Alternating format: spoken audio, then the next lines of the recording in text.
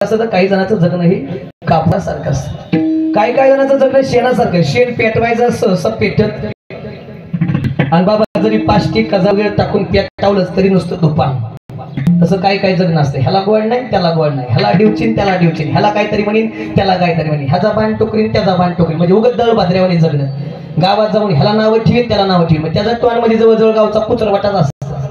तसलं दळ भाद्र्यावर जगण्यात कोणाच नसावं. 2 नंबरचं जगणं आहे शेण.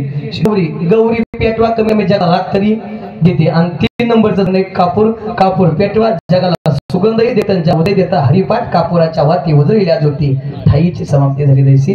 तसं 3 नंबरचं जगणं तात्यांचं होतं. आयुष्यभर चांगलंच भागले, समाजासाठी झिजत राहिले आणि निघूनही गेले, पण निश्चित असते म्हणत असतील यासाठी केला होता अट्टहास शेवटचा दिस गुरु.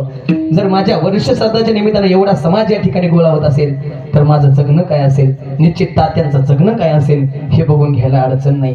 एवढं सांगून एखादं म्हणजे नाही भजन केलं नाही चांगलं वागलो तर मग आमच्या बापाचं काय जाईल. आमचा बी हाच सांगायचा धंदा, त्याचंच पैसे घेतो आम्ही.